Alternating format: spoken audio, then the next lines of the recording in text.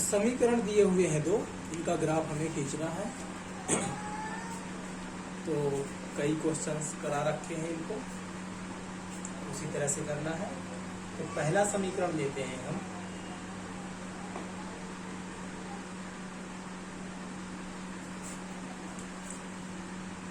तो x और y की हम कुछ भी वैल्यू ले सकते हैं, पर देखा होगा अधिकतर हमने 0 का ही यूज किया है, तो यहाँ भी हम 0 का ही प्रयोग करेंगे।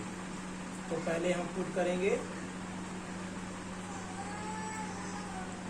x बराबर 0 रखने पर, तो इस समीकरण में हमने x को हमने रख दिया 0, तो x रखेंगे 0 और बचे हुए जो है वो बिल्कुल सेम रहेंगे। तो 0 को हम हटा सकते हैं, धन का 1 है, इधर जाएगा तो ऋण का 1, ऋण से ऋण कट जाएगा, y कितना आ जाएगा 1। और इसी तरह से इसी समीकरण में हम समीकरण 1 में अब क्या करेंगे, तो y बराबर 0 रख लेंगे। तो x और y को हटा करके 0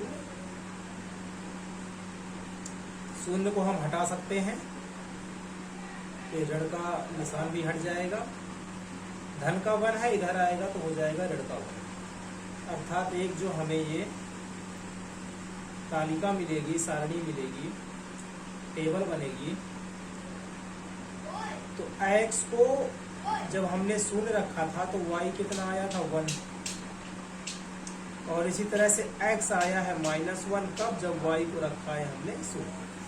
हम 2 से ज्यादा भी ले सकते हैं, पर आपको पहले भी बताया था कि 2 बिंदु लेने पर भी हमारा काम पूरी तरह से हो जाता है। अब हम दूसरा समीकरण,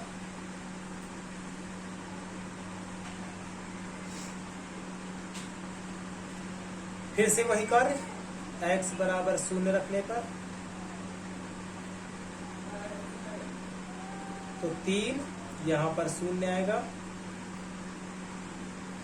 बाकी सेम है। 3 का गुणा 0 में करेंगे तो 0 हो जाएगा, तो ये सारा कुछ कितना हो गया, 0 हो गया। और 0 को हम हटा सकते हैं, तो हमने ये सारा कुछ 0 और उसका जो भी निशान है वो हमने हटा दिया। तो 2y बराबर हो जाएगा 12, 2 आएगा नीचे, काट के हो जाएगा 6। इसी तरह से इसको हम समीकरण 2 मान लेते हैं। तो समीकरण 2 में x को 0 रखे थे, अब y को 0 रख देंगे।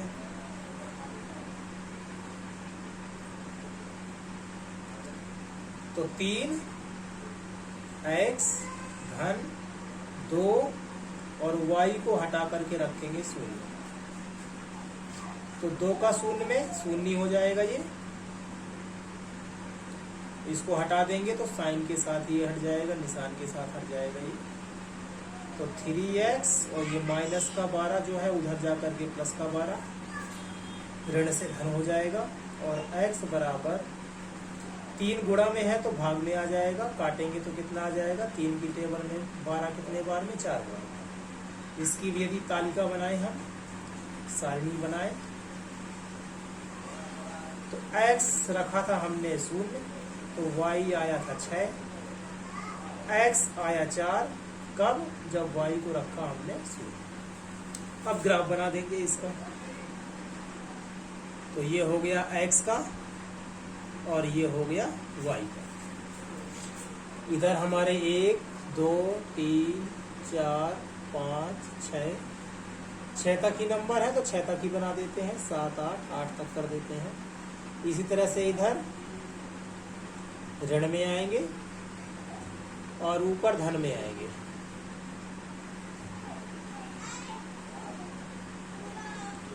इधर भी ऋण में आएगा, कुछ इस तरह से। अब शुरुआत करते हैं पहले समीकरण से। x कितना है 0, अर्थात यहीं पर, y कितना है 1, अर्थात y, ये है y पे जाना है 1, ये मिल गया हमें वो बिंदु। दूसरा है x है ऋण का 1, अर्थात यहाँ पर y है 0 अर्थात ना तो ऊपर जाना है ना ही नीचे आना है, अर्थात यहीं पर। और इन दोनों बिंदुओं को हम ऐसे मिला देंगे। तो ये हो गया हमारे पहले समीकरण का की रेखा हो गई। पहला समीकरण यहाँ पर लिख देते हैं हम, ये लिख दिया। दूसरे वाले तालिका पर आते हैं। x है 0 अर्थात यहाँ पर, y है 6, तो 6 जाएंगे तो इधर आ जाएंगे हम। तो एक बिंदु हो गया ये। दूसरा है x कितना है 4 अर्थात यहाँ पर, y है 0 अर्थात ऊपर नीचे कहीं नहीं जाना है, यहीं पर रहेगा ये। तो एक बिंदु ये और एक बिंदु ये, दोनों को ऐसे मिला देंगे, ये मिल गया। ये तो ग्राफ हो गया, पहला भाग हो गया इसका। दूसरे भाग में कह रहा है कि x अक्ष और इन रेखाओं से बने त्रिभुज के शीर्षों के निर्देशांक ज्ञात कीजिए। तो ये रहा हमारा x अक्ष, और x अक्ष से बना हुआ त्रिभुज कौन सा है, ये वाला, यही तो बन रहा है x अक्ष से, ये बन रहा है त्रिभुज। तो कह रहा है कि इसके शीर्षों के निर्देशांक ज्ञात कीजिए। तो हमने शीर्ष मान लिया, इसको A नाम दे दिया, इसको B नाम दे दिया और इस वाले को C। यही 3 इसके कोने हैं, तो यही 3 इसके शीर्ष हैं। तो शीर्षों के हमें निर्देशांक बताने हैं। तो A का बताते हैं, B का बताते हैं और C का बताते हैं। B का देखिए क्या है, ये वाला, इसको लिखेंगे हम 4, और Y में तो कुछ है नहीं तो 0।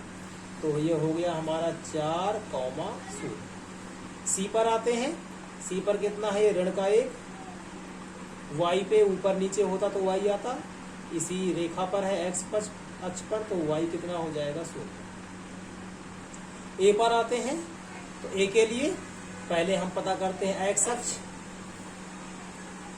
तो जब आप ग्राफ बनाएंगे तो आपको यहाँ पर क्लियर दिखेगा बिल्कुल कि ये x अक्ष पर कितना है, और ये अर्थात ये जो हमारा शीर्ष है ये x से कितना ऊपर है और y से कितना दूर है, ये हमें साफ साफ उसमें दिख जाएगा। ये रफली फिगर है, ऐसे ही हमने बना रखे हैं यहाँ पर, क्योंकि यहाँ पर तो हम ग्राफ जैसा बोर्ड हमें मिलता नहीं है, तो उसमें हम बना नहीं सकते हैं, तो हमने ऐसे ही बना दिया है। तो देखने पर क्या दिखाई दे रहा है कि ये 2 है, x पर कितना है 2, और y की रेखा पर कितना है 3, अर्थात 2 और 3। अब हमें पता नहीं है कि हमने सही है कि गलत है, तो हम क्या करेंगे, इसको जल्दी से चेक करके देख लेंगे कि हमारा 2 और 3 सही है भी कि नहीं है। तो कैसे देखेंगे, तो 2, 3 को हम पहले समीकरण में भी रखेंगे और 2, 3 को हम दूसरे समीकरण में भी रखेंगे। तो रख देते हैं यहाँ पर, x कितना है 2, y कितना है ये 3, धन का 1। यदि ये 0 आ गया तो इसका अर्थ ये है कि सही है। तो 2, 3 ऋण का 1 आएगा, ये धन का 1 आएगा, 0 आ गया, अर्थात सही हो गया। दूसरे समीकरण पे भी रखेंगे तो 3, x को 2, y को 3 और ये 12। तो 3, 2, 6, 3, 2, 6 और ऋण का 12, 6, 6, 12, 12, 0, अर्थात ये हमारा आंसर जो है वो एकदम सही है। ग्राफ में बनाएंगे तो आपको तो स्पष्ट रूप से दिख जाएगा, आपको इस तरह से पता करने की आवश्यकता नहीं पड़ेगी। तो यदि आपके एग्जाम पेपर में ग्राफ आता है तब तो ठीक है, नहीं आता है तो आप इस तरह से पता करके रफली इसको ऐसे ही कॉपी में बना सकते हैं। आगे कह रहा है निर्देशांक ज्ञात कीजिए, ये रहे निर्देशांक।